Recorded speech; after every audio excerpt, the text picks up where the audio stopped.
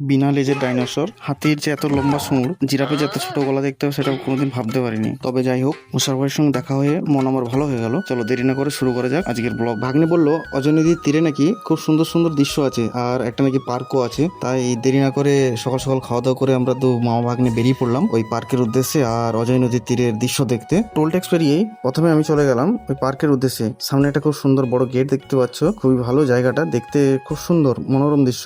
সামনে ঢোকার পরেই গেটের ডান দিকে একটা স্বামী বিবেকানন্দের মূর্তি ছিল আর এখানে অনেক মন্দিরও ছিল, যার জন্য অনেক ভিড়ও ছিল। এই পার্কের নাম হচ্ছে শিমুল বিড়ো ইকো পার্ক। পার্কে ঢোকার পরেই গেটের দুদিকে দুটো লম্বা লম্বা ছাগল ছিল, মানে জিরাফ ছিল কিন্তু দেখতে সেই ছাগলের মতোই, খুব লম্বা ছিল না। হাতির সুঁড় দেখতে পেয়েছো? হাতির সুঁড়, বাবার এত লম্বা সুঁড় আমি কখনো দেখিনি। তারপর ওখান থেকে গেলাম আমরা একটা ডাইনোসর দেখতে। ডাইনোসর দেখতে খুব ভয়ঙ্কর লাগছিল, খুব সুন্দরভাবে ডাইনোসরটাকে তৈরি করা হয়েছে, কিন্তু যেই পিছনে দিয়ে গেলাম দেখলাম ডাইনোসরের অর্ধেকটা লেজ নেই।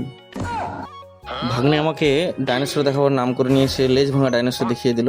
এই লেজ ভাঙা ডাইনোসর অজয় নদীর তীরেই আছে আর এটা ইলামবাজারের কাছে আছে। যারা আসনি তারা এই ভাইরাল ডাইনোসরকে দেখে যেও। তারপর চলে গেলাম আমরা নদীর তীরে। নদীর স্রোত তো অনেকদিন আগেই কমে গেছে, তবু কাশ বন, নদীর সামান্য জলস্রোত আর সঙ্গে অজয় ব্রিজ, এক অপূর্ব দৃশ্য ছিল। এরপর ওখান থেকে আমরা বের হয়ে চলে গেলাম ঘুড়িসাতে, কারণ ঘুড়িসাতে মোশারফ ভাই ছিল। মোশারফ ভাইয়ের সঙ্গে দেখা করার আমার কথা ছিল অনেকদিন আগে, আর আমার ওখানে রিলেটিভও ছিল, তাই মোশারফ ভাইয়ের সঙ্গে একটু দেখা করে নিলাম আর ভাইয়ের সঙ্গে কিছুক্ষণ গল্প করে ওখান থেকে বের হয়ে গেলাম। চলো আজকের মতো টাটা, দেখা হবে অন্য কোনো ব্লগে, বাই।